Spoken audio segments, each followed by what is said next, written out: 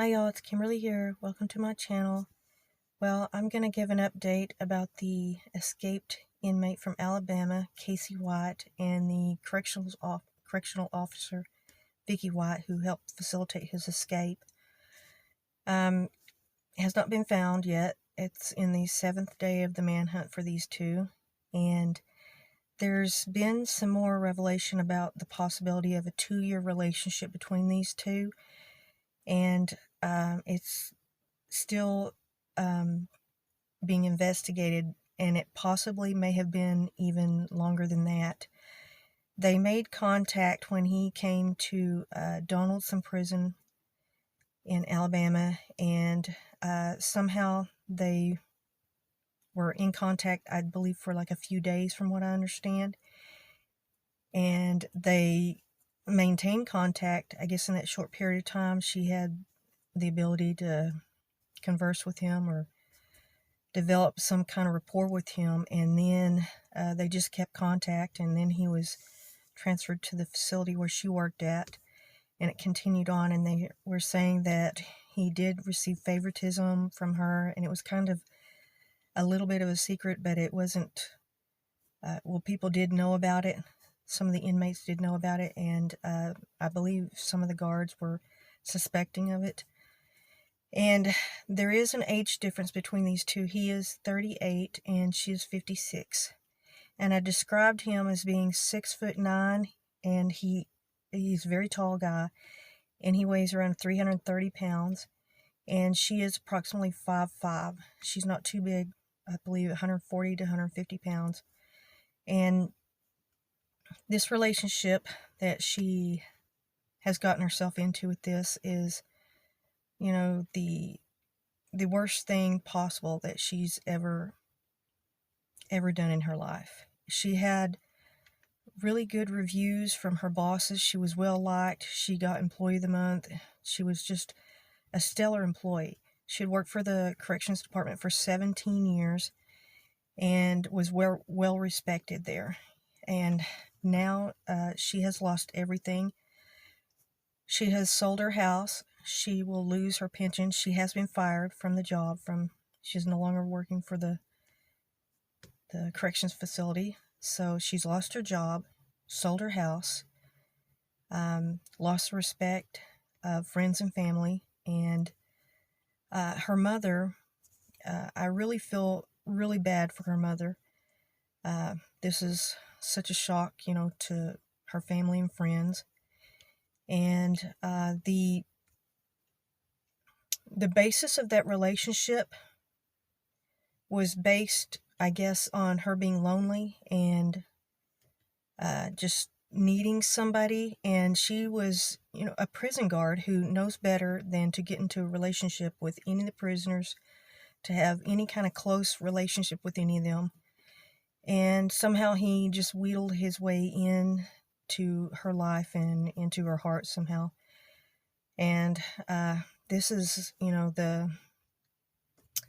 this is really sad, and it's really, really awful. I just feel like this is just so horrible what this woman has done to her life and to her family. She's a widow. She doesn't have any kids, but still, she does have people who love and care for her. And she was very respected at her job, and now she has lost all of that. She also had an AR-15 semi-automatic weapon and a shotgun and another handgun, so they are armed. And this also is a really bad situation for her, because she's gotten into a fantasy type of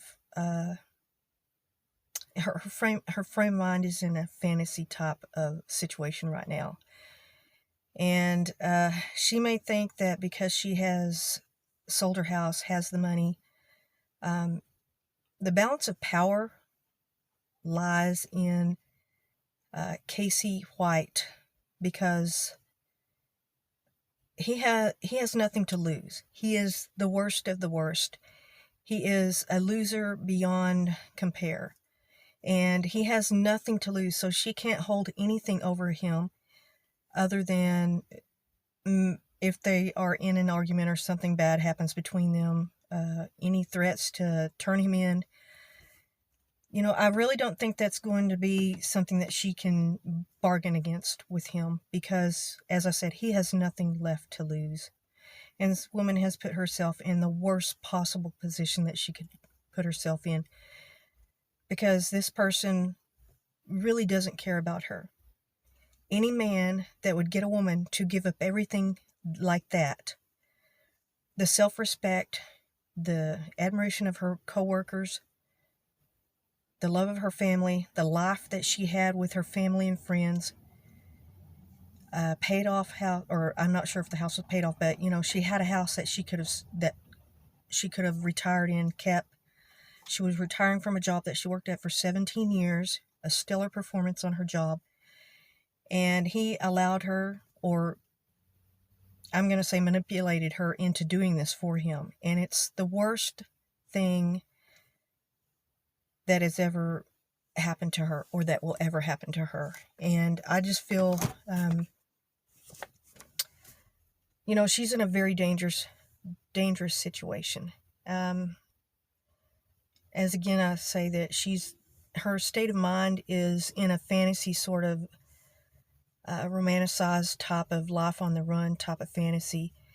And what she is, she's beholden to a man who has committed heinous, horrible crimes and is armed now. He's a huge, physically strong guy. So she's in probably one of the most dangerous situations you could be in for a woman.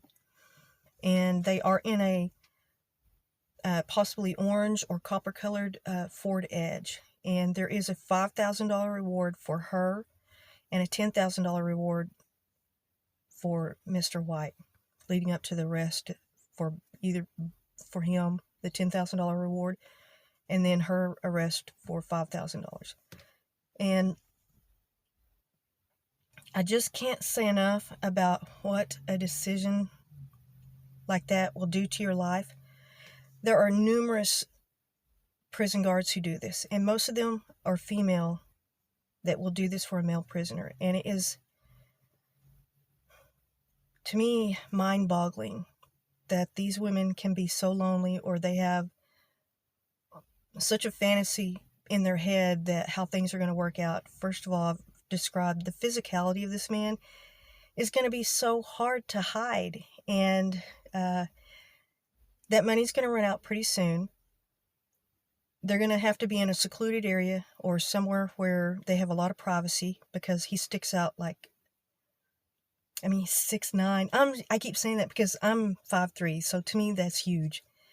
And the money's going to run out. She's going to have to work or do something. He can't work. He can't get a job.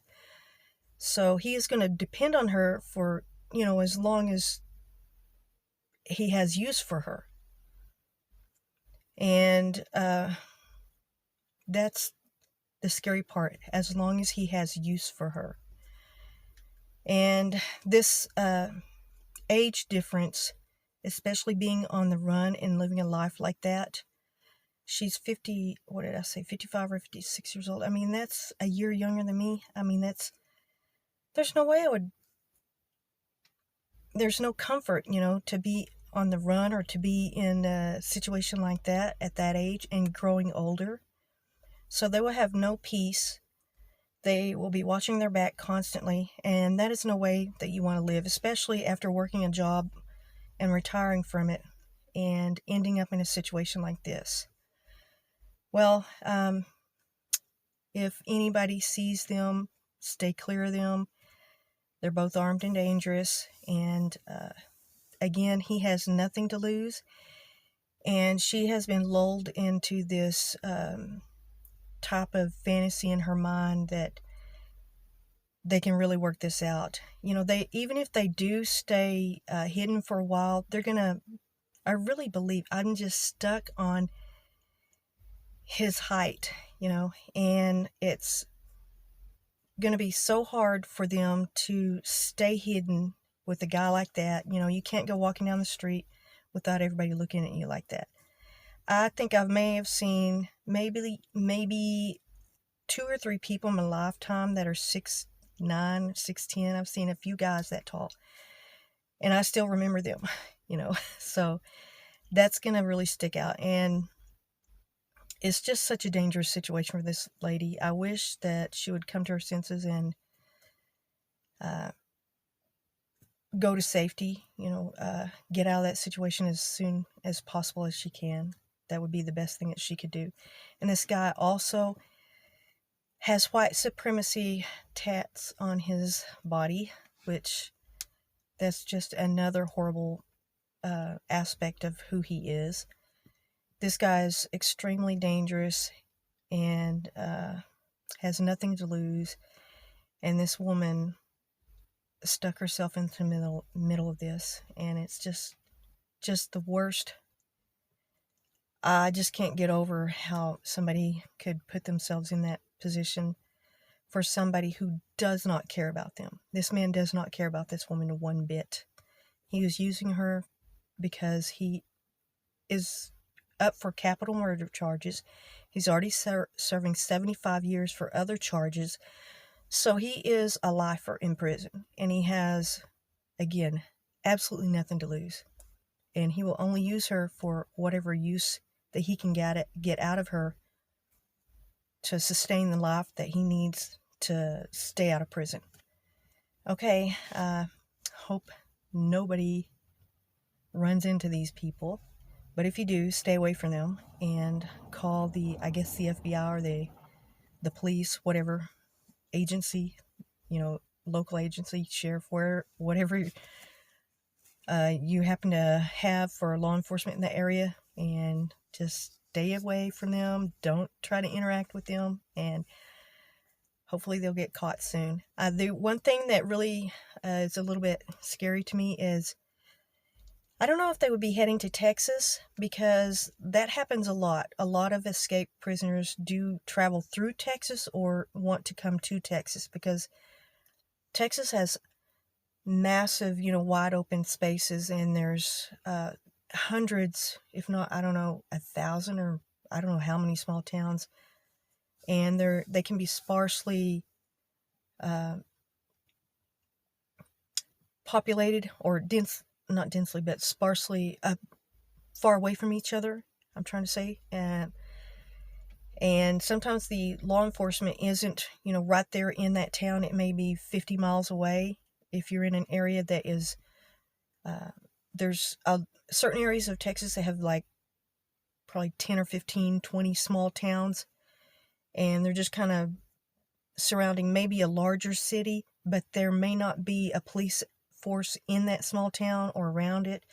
There may be one sheriff for several small towns, and or how many counties. There could be one sheriff agency that may have to cover 100 miles. So a lot of times fugitives do come to Texas, and also we're, you know, going, you know, the gateway to Mexico. So they could be, if they're trying to get to Mexico, they would probably come through Texas.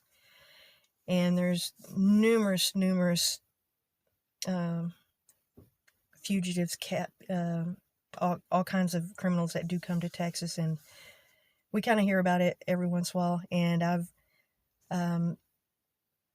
I've actually gotten scared a few times when they've posted that oh, this criminal may be coming to Texas or has family in the area where I live in. And to me, that's a little scary. I always think, oh my gosh, no, don't come here, please don't. Well, again, just stay away from them. Call law enforcement. And thank you all. Y'all have a good night.